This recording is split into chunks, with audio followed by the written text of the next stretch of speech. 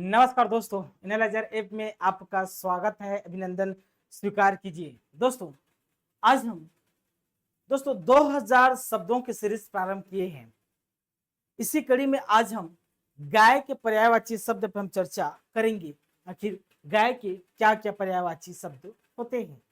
चलिए दोस्तों, गाय को आप बचपन से जान रहे होंगे कि गाय को गो भी कहा जाता है। गो शब्द से ही गाय बना है। गो शब्द से क्या बना है दोस्तों? गाय बना है। तो गो गाय एक दूसरे के पर्यायवाची शब्द है। धेनु, आपने दोस्तों संस्कृत में पढ़ा होगा धेनु। चलिए धेनु पे निबंध लिखिए, मतलब गाय पे निबंध। तो धेनु, गाय को धेनु भी कहा जाता है जी। गौरी, तो गौरी का अर्थ दोस्तों, अब गौरी शाहरुख खान की पत्नी का नाम भी गौरी है ना। तो देखिए गौरी का अर्थ होता है सफेद या धवल रंग, एक रंग को रिप्रेजेंट करता है। ज्यादातर गाय सामान्यतः सफेद कलर के होते हैं, धवल रंग के होते हैं, इसलिए इसे गौरी भी कहा जाता है। और गौरी दोस्तों गो शब्द से ही बना है।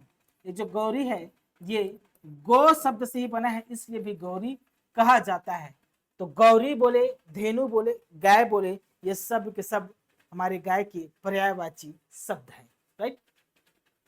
भद्रा, गाय को दोस्तों भद्रा कहा जाता है। भद्रा, भद्रा का अर्थ होता है जो कल्याणकारी हो, जो कल्याणकारी हो, जो कल्याण करे, उसे भद्रा कहते हैं। तो गाय भी क्या करता है दोस्तों? कल्याण करता है, कल्याणकारी है। कैसे दोस्तों? उत्पाद के रूप में दूध, दही, घी हमें गायों से मिलती है, तो हमारा कल्याण हो रहा है कि नहीं हो रहा है?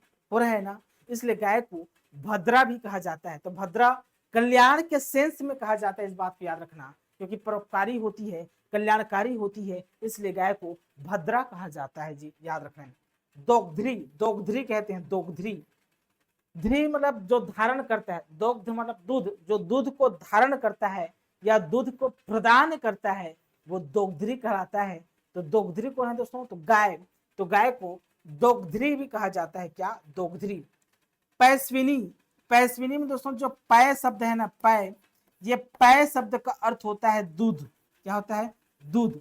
जो दूध देता है, दूध को प्रदान करता है, मतलब स्विनी मतलब प्रदान करना।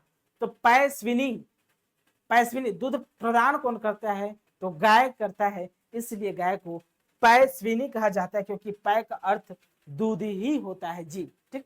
एक अर्थ सुरभि भी कहते हैं। सुरभि गैया सुने होंगे, सुरभि गाय सुने होंगे, तो सुरभि भी कहा जाता है।